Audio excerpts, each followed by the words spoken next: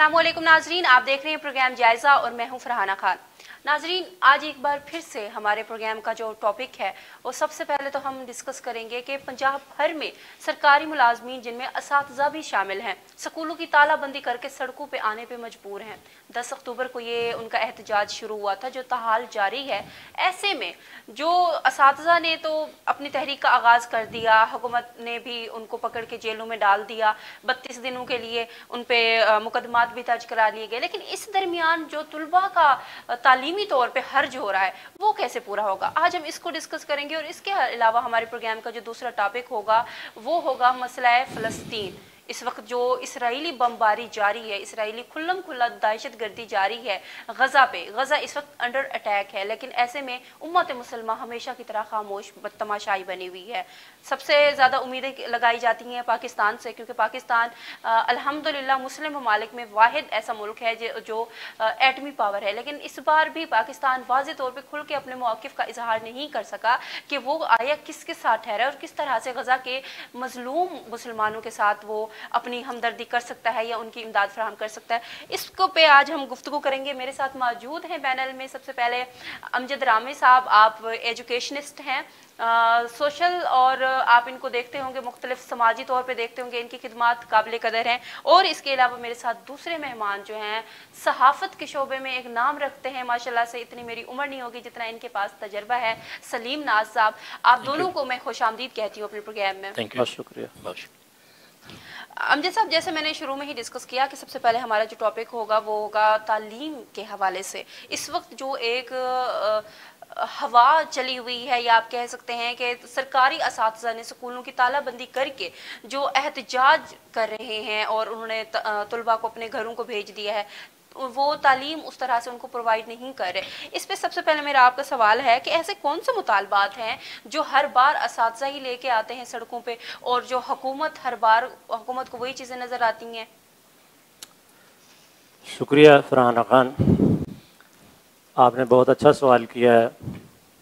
असातिज़ा किसी भी मुआशरे में रीढ़ की हड्डी की हैसियत रखते हैं, नो डाउट। असातिज़ा बिला वजह सड़कों पर नहीं आए, उनके जायज़ मुतालबात हैं, उनकी जायज़ ख्वाहिशात हैं, जिसको हुकूमत को हमदर्दी से उनकी बातों को सुनना चाहिए। बिल्कुल। और वो बातें हैं क्या, कोई नई बातें नहीं हैं, वही पुरानी बातें हैं कि जब वो भर्ती हुए थे, जब उन्होंने मुलाजमत का आगाज़ किया था तो हुकूमत के साथ उनका एक एग्रीमेंट था कि रिटायरमेंट के बाद उनको पेंशन भी दी जाएगी और लीव एनकैशमेंट भी दी जाएगी। बिल्कुल ऐसा ही। लेकिन अब इस निगरान हुकूमत ने, जो कि इनका मैंडेट भी नहीं है, इन्होंने उसमें बहुत सारी तब्दीलियां कर डाली हैं।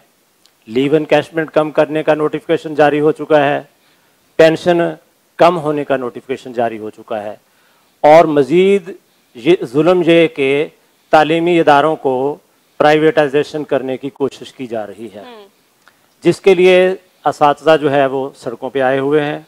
ये उनका हक है, ये उनका राइट है, लीव एनकैशमेंट उनका हक है, पेंशन उनका राइट है, ठीक है ना। तो हुकूमत को संजीदगी से उनकी बातों को सुनना चाहिए।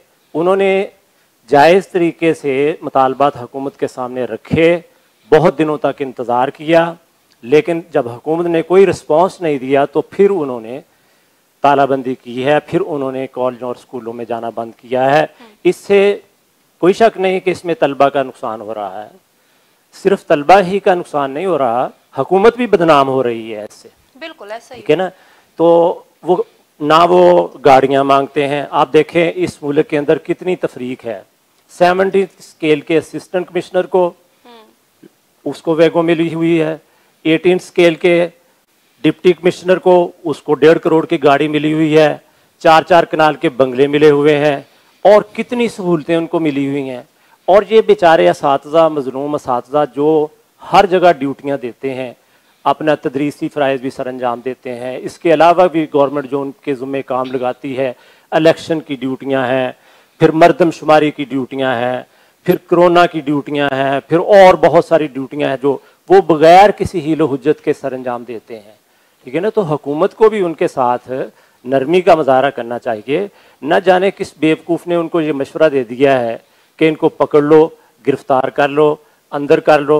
इससे मसाइल हल नहीं होंगे, इससे मसाइल और ज़्यादा गंभीर हो जाएंगे। यकीनन ऐसा ही है। सलीम साहब, आप बताइए कि इस वक्त वैसे भी निज़ाम तालीम में एक बहुत बड़ी तफरीक है जो हमें नज़र आती है। एक तरफ प्राइवेट इदारे हो गए, एक तरफ सरकारी इदारे हो गए। प्राइवेट इदारों का तो वैसे ही मेयार आला समझा जाता है और उनकी फीसेस भी उस तरह से हैं, लेकिन अब इस तरह एक बार हुकूमत ने फिर से कह दिया कि जो सरकारी इदारे हैं तालीमी, उनको हम प्राइवेटाइज करने जा रहे हैं। तो आपको लगता है कि प्राइवेटाइज करने से जो तालीम का एक मेयार है वो यकसा हो सकेगा पाकिस्तान में? नहीं फराना साहब, ये ऐसा मुमकिन नहीं है। पहली बात तो ये है ना, अहम सवाल आप इस पे गौर करें कि क्या असातिज़ा पंजाब के शहरी हैं या पाकिस्तान के शहरी हैं? पाकिस्तान के। तो पाकिस्तान के शहरी हैं तो इन पे कानून सारा एक ही लागू होना चाहिए ना जो बाकी सूबों में है। तो सिर्फ पंजाब के असातिज़ा को निशाना क्यों बनाया जा रहा है? गौरतलब बात यह है।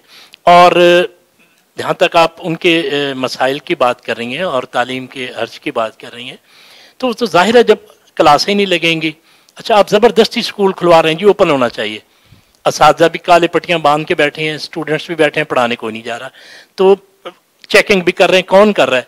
हमारे तालीम के जो करता धरता है ना, आप उनको देखें, इनकी मर्जी के बगैर कोई स्ट्राइक नहीं हो सकती, ये याद रखें। एजुकेशन डिपार्टमेंट के ये भी साथ होते हैं, इनकी भी पेंशन है ना, तो इनकी भी तो बंद हो जाएगी, फिर कम हो जाएगी।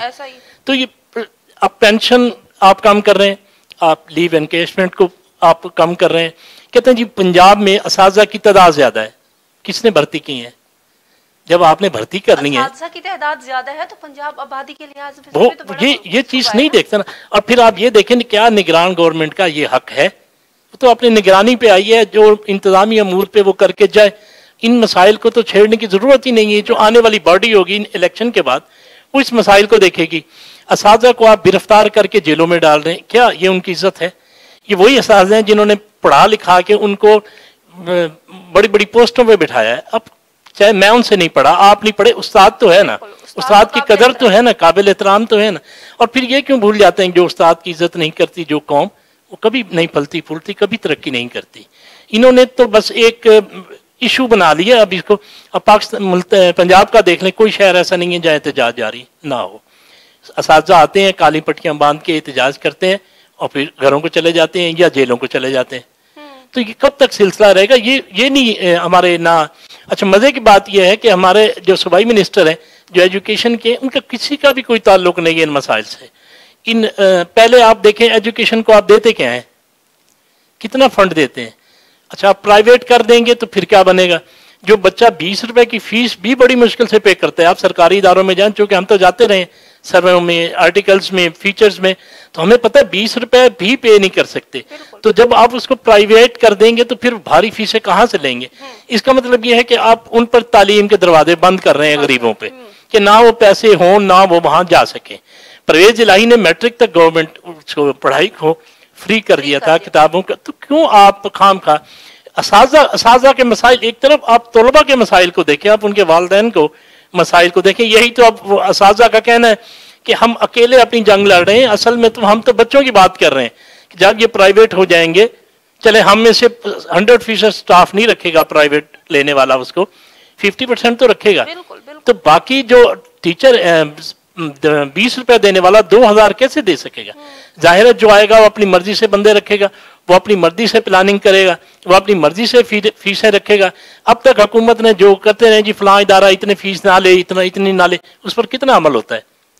और ये मसला जो है ना, ये सिर्फ असातिज़ा का ही नहीं है, ये सारे सरकारी मुलाजिमीन का, सारे उसी में आ रहे हैं, उसी के जद में आ रहे हैं, सारे उसकी जद में आ रहे हैं। जब 20 रुपए फिर असातिज़ा क्यों निशाना बन रहे हैं सिर्फ? बिल्कुल ऐसा ही है, बिल्कुल ऐसा ही। अच्छा ये लीव इनकैशमेंट और पेंशन में कटौती और ग्रेजुएटी में कटौती की जो बातें हो रही हैं, ये हुकूमत का जो मौक़िफ़ है इस वक्त निगरान हुकूमत का, वो ये है कि ये उन मुलाजमीन की उस पर तनख्वाहों पे कट लगेगा जो 2016 के बाद भर्ती हुए हैं, ये जो आगे आने वाले हैं।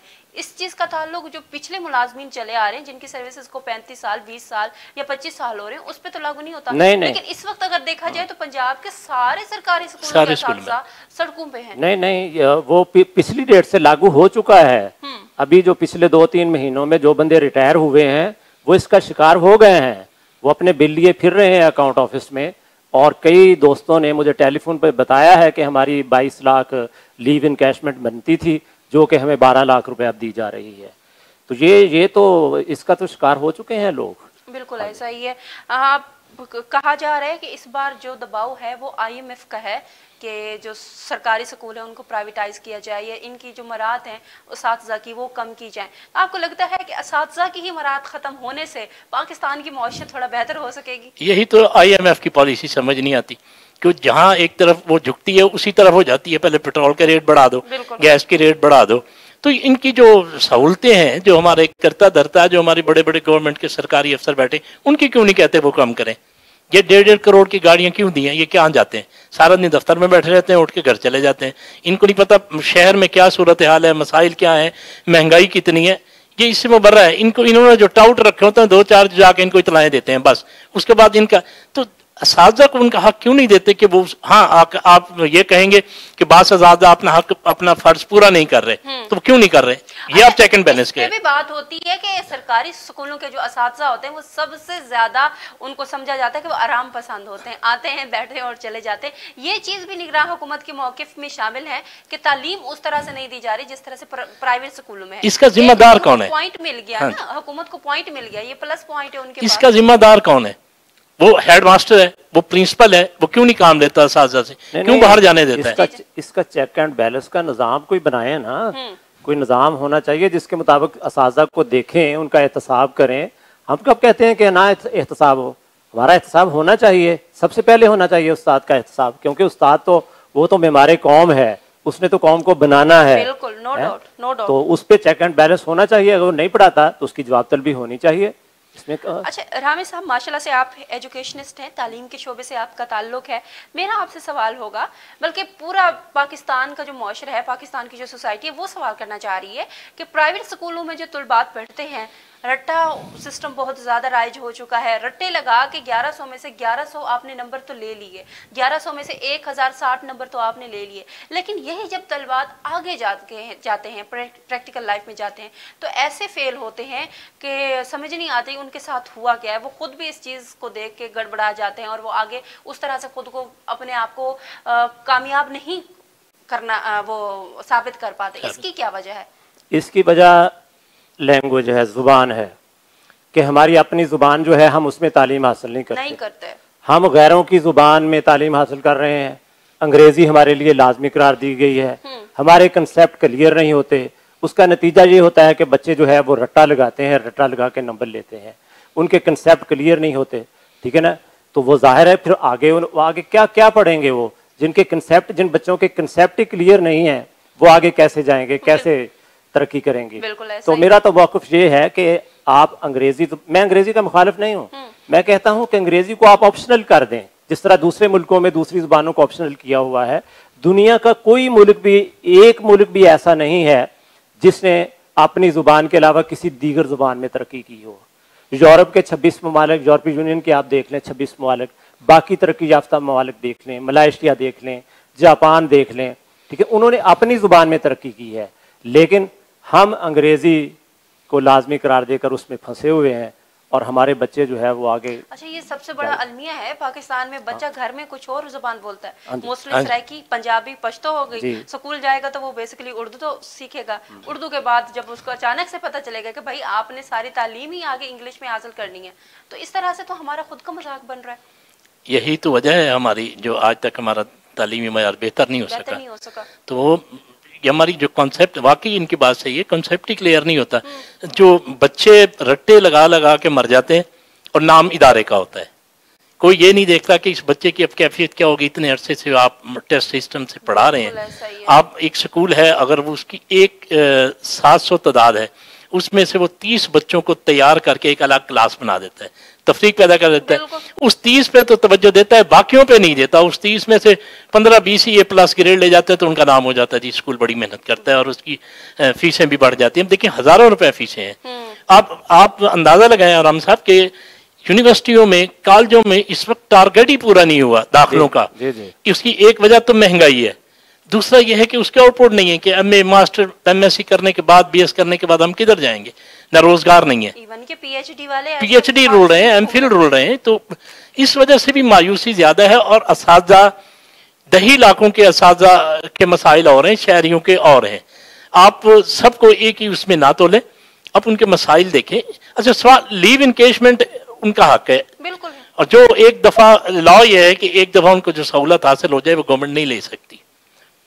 फिर आप ग्रेजुएटी जो है वो उन्हीं के पैसे कटते हैं तो आप देते हैं उनके, उन्हीं में से देते हैं। अच्छा, पेंशन मुस्तकबिल का एक उनके पास एक गुजारा होता है जो बहुत ज्यादा पेंशन है, जब सैलरी भी तो उनकी वैसे ही है। अब अभी एक चल रहा था सोशल मीडिया पे जी, एक रिटायर्ड हेड मास्टर 1,75,000 पेंशन ले रहा है। तो कितने हेड मास्टर हैं, बाकी टीचर्स कितने हैं स्कूलों में, वो कितनी ले रहे हैं? तो ये अच्छा सलीम नाज साहब, ये भी गवर्नमेंट से नहीं ले रहे वो पैसे, वो उनके अपने पैसे जमा होते हैं, तो फिर वो भी देते हैं ना 10%। तनख्वाह में से कटते रहते हैं। वो अपनी जिंदगी के 30-35 कीमती साल जो कौम को बनाने के लिए वक्फ कर देते हैं, उस दौरान उनके पैसे वो थोड़े थोड़े कट के जमा होते रहते हैं, वही बाद में उनको पेंशन की शक्ल में मिलते हैं। बिल्कुल ऐसा। और वो उन्होंने सोचा होता है कि रिटायरमेंट के बाद जब हम बूढ़े हो जाएंगे तो चलो 4 पैसे हमें मिलेंगे, हम अपने बच्चों की शादियां कर देंगे, हम अपना मकान मरम्मत करवा लेंगे, हम अपने वालिदैन का इलाज करवा लेंगे। तो ये थोड़ी सी रकम, ये इसको बोझ क्यों समझा हुआ है हुकूमत ने अपने आप, जो कि हुकूमत के पैसे है ही नहीं है, वो तो उसके टीचर के अपने पैसे कटे हुए जमाशुदा रकम है जो उसको पेंशन की सूरत में मिलती है। ये बहुत बड़ा अलमिया है कि कौम के मेमार जो आपके असातिज़ा समझे जाते हैं उन पे ही आप इस तरह के जुल्म करेंगे या उनको इस तरह के हर्डल्स में आप डालेंगे, तो आप फिर क्या तवक्को लगा सकते हैं कि यही असातिज़ा आगे चल के आपके मुस्तकबिल के असासे को पढ़ाएंगे या मुस्तकबिल के असासे को मजीद बेहतर कर सकते हैं?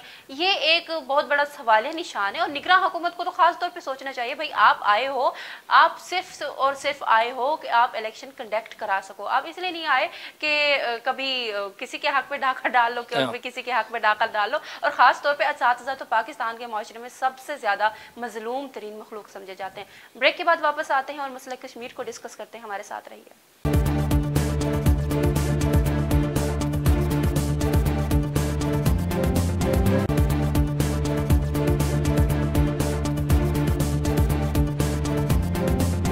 वेलकम बैक नाजरीन, आप देख रहे हैं प्रोग्राम जायज़ा और मैं हूं फरहाना खान।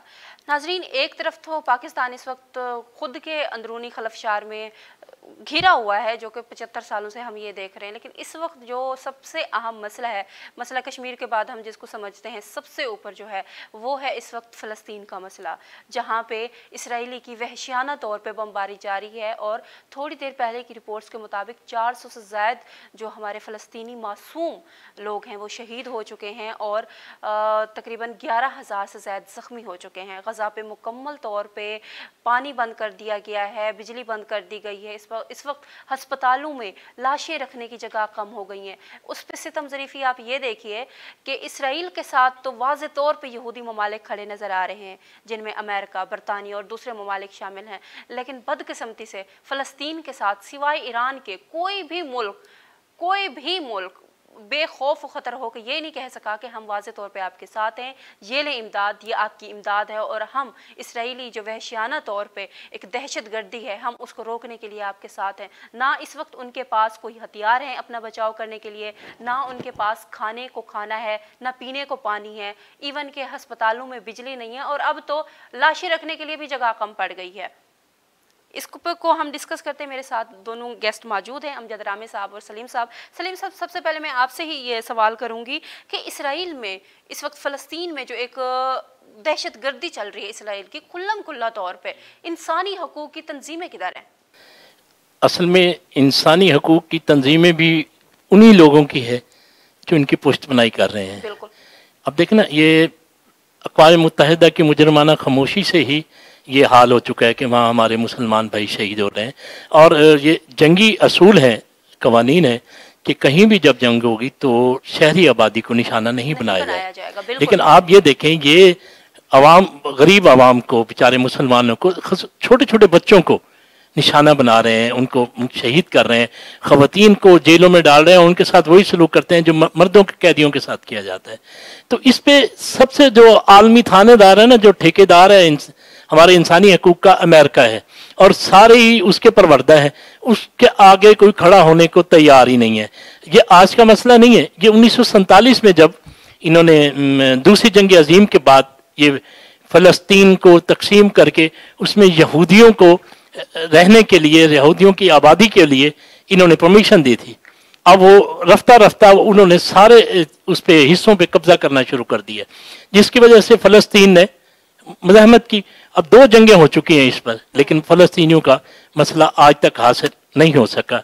उन बेचारों को अपने हकूक नहीं मिल सके, उनको आज़ादी नहीं मिल सकी, और जब अगर वो सर उठाते हैं तो उनको उन पे बमबारी शुरू कर दी जाती है उन पर। और इतनी तो अमेरिका ने अफगानिस्तान में नहीं की जितनी इसराइल अब फलस्तीन में कर चुका है। बिल्कुल ऐसा ही है। रामी साहब, इस वक्त फलस्तीन वज़ाहिर तौर पे अकेला है, सिवाय ईरान के कोई भी हिमायत नहीं कर रहा। उम्मत मुसलमान की इस मुजरमाना खामोशी पे आप कुछ कहना चाहेंगे? हाँ, जाहिर है इस पे स्वाय तासफ के और अफसोस के क्या कहा जा सकता है। मुसलमानों को खुलकर साथ देना चाहिए, उसी तरह साथ देना चाहिए जिस तरह अमेरिका इसराइल का साथ दे रहा है, या बाकी यूरोपीय मुल्क जो है वो साथ दे रहे हैं इसराइल का। तो मुसलमानों को भी इसी तरह इत्तेफाक व इत्तेहाद का मुजाहरा करना चाहिए, लेकिन वो खामोश हैं। OIC का इजलास अभी तक तलब नहीं हुआ, ठीक है ना, और कहीं भी आलमी सतह पर कोई इस सिलसिले में कोई इजलास नहीं बुलाया गया। वो बेचारे मर रहे हैं, शहीद हो रहे हैं, जुल्म हो रहा है, बच्चों के साथ ज़्यादतियाँ हो रही हैं, औरतों के साथ, ख़वातीन के साथ शहरी आबादी मिटाई जा रही है, गज़ा का मुहासरा हो चुका है, ठीक है ना। तो ये तो मतलब बहुत बड़ा जुल्म है, बहुत बड़ा जुल्म हो रहा है, जिसके खिलाफ आवाज़ उठानी चाहिए मुस्लिम उम्मा को। बिल्कुल ऐसा ही है। इस वक्त दुनिया की जो सबसे बड़ी जेल है वो गजा कहा जा रहा है, जो कि पिछले कई दहाइयों से ये चल रहा है। अच्छा, इस वक्त गजा की सूरत हाल ये है कि मुहासरा हो चुका है चारों जानिब। इसराइल बार बार धमकियां दे रहे ज़मीनी तौर पे हमला करने की। हमास ने जो पहला हमला कर दिया तो कर दिया, अब वो भी थोड़ा वो हो गया। आपको लगता है कि हमास का पहले हमला करना इस बार नुकसानदेह साबित हुआ है फलस्तीन के लिए? नहीं, नुकसानदेह तो आप नहीं कह सकते, लेकिन उनको ये बताया गया है कि फलस्तीनी अकेले नहीं हैं, हम उनके साथ खड़े हैं।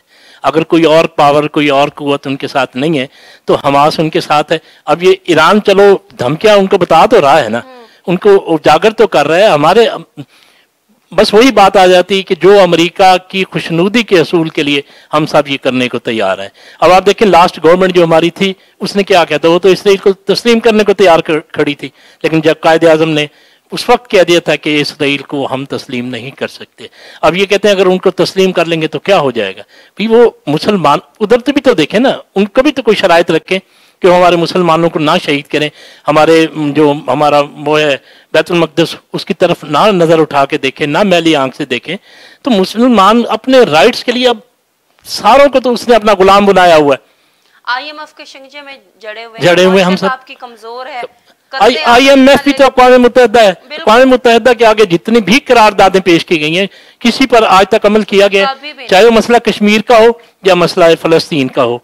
वो अक़वाम मुत्तहिदा का एक कठपुतली इदारा बन चुका है, जो इन 5 जो उनके मुस्तकिल मेंबर हैं वो अपने हाथों पे, अपनी उंगलियों पे उनको नचा रहे हैं। मुसलमानों की जहां बात आएगी वहां ये यहूदी सारे इकट्ठे हो जाएंगे, और जब कोई किसी यहूदी पे हो जाएगा, किसी गैर मुस्लिम पे हो जाएगा, तो ये मुसलमानों के दर पे हो जाएंगे कि इन्होंने ऐसा क्यों किया है। तो ये सिर्फ हमारे यहाँ भी आप देखें, खाली नारे रैलियां ये कुछ नहीं कर सकती। अब अगर हमारी हुकूमत सिंसियर, अब मैं भी आप भी इंडिविजुअली तो कुछ नहीं कर सकते जब तक हमारी हुकूमत नहीं साथ देगी। हुकूमत को भी चाहिए कि वो उनको कम से कम ग़िज़ा तो भेजे, उनको पानी तो भेजे, उनके ये बुनियादी मसाइल तो, लेकिन कैसे भेजे, फिर अमेरिका नाराज हो जाएगा। अमेरिका का ही हम खाते हैं, और यही हमारे जो बड़े बड़े लीडरान हैं वहां से बन के आते हैं। अब मैं आपको क्या उसमें बंदा बता नहीं सकता कि यहाँ से जो हमारे आका होते हैं, यहाँ के जो आका होते हैं वो अमेरिका के पिट्ठी होते हैं, तो फिर वो कैसे हमारी सुनेगा। इधर से IMF फिर उसकी मर्जी से ही हमें देता है, और वही हमें असल में ये चाहते नहीं है कि पाकिस्तान में इस्तेहकाम हो। ये जो असाजा की तहरीक चल रही है या दूसरे यहाँ, ये इस्तेहकाम चाहते ही नहीं है। ये तो वैसे ही चाहते हैं कि ये कौम इल्म से आरी रहे, इसमें कुछ शऊर ना हो। और अगर आप ये NGOs के नाम पे ये पैसा दे देते हैं जिस पे कहते हैं आपका हम शऊर बुलंद कर रहे हैं, भी शऊर बुलंद कर रहे हो तो उसका कोई तरीका कार तो इख्तियार करो ना। ये वो नहीं है, ये आप एक मुखालिफ पैदा कर रहे हैं, एक मुखालिफ हवा चला रहे हैं, लेकिन उनको एहसास दिला रहे हैं कि फलां बंदा तेरे साथ वाला या फलां गवर्नमेंट आपका हक खा रही है, तो हम आपको शऊर दिला रहे हैं। तो फिर उसका हक भी तो दिलाए ना, सिर्फ वही वो बाहर से जो फंड आता है वो अपना गुजारा कर लेते हैं, अपना खा लेते हैं। अब इस मीडिया पे देख लें, टीवी ड्रामे चल रहे हैं। अभी पिछले दिनों कमसन बच्चियों का एक ड्रामा खत्म हुआ है, कमसन बच्चों की। ये कहां से आए थे पैसे? ये बाहर का उन्होंने मीडिया के लिए पैसे रखे हुए हैं, और आपको कहा जाता है कि इस मौजू पे आपने ड्रामा बना के चलाना है, इस मौजू पे आपने दिखाना है कि ये तालीम, ये हमारे मुआशरती मसाइल और हमारी इस्लामी अहकामात का आपने धज्जियां उड़ानी है। तो ये बाहर से ही पैसा आ रहा है, बाहर के लोग तो नहीं है, हम ही उनके आलाकार बन चुके हैं ना। जब तक हम अपनी जिम्मेदारियां नहीं महसूस करेंगे उस वक्त तक हम निजात हासिल कर सकते हैं इन ताकतों से, ना ही वो बेचारे फलस्तीन कर सकते हैं। मैं तो हैरान हूं वो किस तरह ये उनको फेस कर रहे हैं, जिनके आगे जिनके बच्चों की लाशें पड़ी हैं, बीवियों की, मर्दों की, वो किस तरह फेस कर रहे होंगे। अल्लाह उनकी मदद फरमाए, हमारी तो दुआ है। अल्लाह मियाँ हमेशा, ये तो हम नहीं कहेंगे कि यहूदियों के साथ है, मुसलमानों के भी साथ है। अगर हमारे यहाँ कुछ चीज कमी रह गई है तो हमें अल्लाह से माफी मांगनी चाहिए, हमारी कोताही हमें सजा मिल अल्लाह से माफी मांगनी चाहिए, हमारे गुनाह माफ फरमाए और इन मुसलमानों पे अपनी रहमत नाजिल आमीन, ऐसा ही है। अच्छा रामे साहब, इस वक्त पाकिस्तान की सियासी जमातें, चलो निगरान हुकूमत है, इलेक्शन है, वो एक और मामला है। पाकिस्तान की सियासी जमातें भी बड़ी खामोश हैं इस मामले पे। निगरान हुकूमत ने तो चलो एक स्टेटमेंट दे दी फ़लस्तीन के मसले पे, लेकिन जो जितनी भी सियासी जमातें, बड़ी बड़ी PTI होगी, PPP हो गई या PMLN हो गई, इसके अलावा जो भी जमातें बड़ी खामोश हैं, सिवाय जमात इस्लामी के किसी भी जमात ने ना वाज़े तौर पे कंडेम किया इस चीज़ को, ना एहतजाज किया, ना इमदाद के लिए कोई चीज़ भिजवाई। हाँ, सियासी जमातों को यानी हम यहाँ वाज़े तौर पे कह सकते हैं कि सियासी जमातें ही हैं जो पाकिस्तान का बेड़ा गर्क करने में सबसे पहले। जी जी, उनको अपना किरदार अदा करना चाहिए। आपने जमात इस्लामी का नाम लिया, ये कल मैंने उनकी जमीयतुल इस्लाम की फजल रहमान की रैली भी देखी है, उन्होंने भी फ़लस्तीन पे वाज़े बयान दिया है। फजल रहमान साहब का सबसे पहले बयान उन्होंने तो वो कमाल ही कर दिया। नहीं, वो थोड़ा सा काट के उस पे चलाया गया है सोशल मीडिया पे, पूरा बयान नहीं चलाया गया। उसको उसका पूरा सियाको सबाक देखें तो वो फ़लस्तीनियों के हक में ही है मजमूई तौर पर, ठीक है ना। तो इसी तरह बाकी सियासी जमातों को भी अपना किरदार अदा करना चाहिए। इस चीज को भी देखें ना, अभी इलेक्शन होने वाले हैं। अच्छा, अगर उन्होंने अमेरिका के खिलाफ बयान दे दिया और इनके, तो इलेक्शन में वो नहीं जीत सकते, ये याद रख लें। अमेरिका की आशीर्वाद से यहाँ गवर्नमेंट आती है, अमेरिका की आशीर्वाद से ही हमारे वहाँ हर शोबे में, अब शोबे खास शोबे का मैं नाम तो नहीं लूंगा, उसमें तब्दीलियां आती हैं, वहाँ अपॉइंटमेंट्स होती हैं और वहाँ से रिटायर होकर लोग फिर जाके उन्हीं के पास बैठते हैं, वहीं रहते हैं। कोई आप बता दें जो रिटायर हुआ हो और वो पाकिस्तान में रहता हो? कभी भी ऐसा नहीं होता। अच्छा, आखिरी सवाल मेरा आपसे होगा सलीम साहब कि हमास ने हमला कर दिया, जो एक फ़लस्तीनियों को खुशफहमी कह सकते हैं, आप गलत फहमी कह सकते हैं कि दुनिया के 57 ममालिक जो हैं इस्लामी वो उनके साथ हैं और पाकिस्तान भी सबसे पहले साथ है उनके, के एटमी पावर है, उसी की बुनियाद पे ही किया, लेकिन सिवाय ईरान के किसी ने उसके वाज़े तौर पे साथ नहीं दिया। आपको लगता है जब ये जंग बंदी हो गई या किसी ना किसी नतीजे पे तो पहुंचे गई, किसी ना किसी करवट तो बैठेगा, उसके बाद जो वहाँ बाकी बच जाने वाले मुसलमान होंगे उनके दिलों में एक नफरत जो पैदा होगी, उसका सामना कैसे करेंगे इस्लामी मुल्क?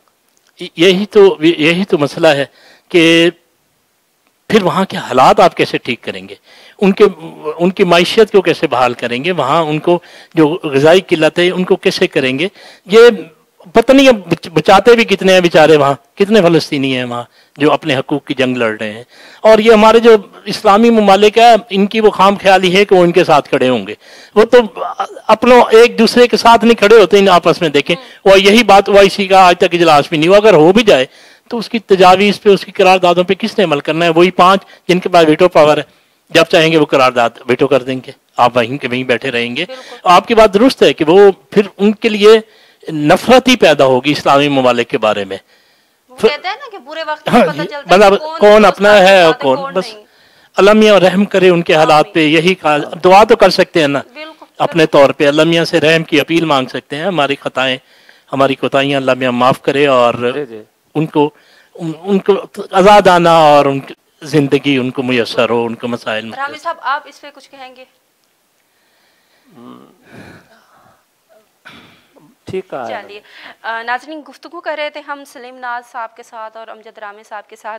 हमने डिस्कस किया इस वक्त पंजाब के जो सरकारी मुलाजमीन सड़कों पे हैं, सरकारी स्कूल बंद करके, और जो इस वक्त पूरी दुनिया में एक हाईलाइटेड मसला है, मसला फ़लस्तीन, जिस पे उम्मत मुसलमान की खामोशी है हमेशा की तरह। अब देखना यह है कि वहाँ जो 50 लाख फ़लस्तीनी हैं जो आए रोज़ शहीद हो रहे हैं, आए रोज़ ज़ख्मी हो रहे हैं, वो किस तरह से सर्वाइव करते हैं और उम्मत मुसलमान इस पर किस तरह से खामोश तमाशाई बन के मज़ीद कैसे तमाशा देख सकती है। अपनी मेज़बान को इजाज़त दीजिए, अगले प्रोग्राम में मुलाकात होगी। अपना ख्याल रखिए। अल्लाह हाफ़िज़।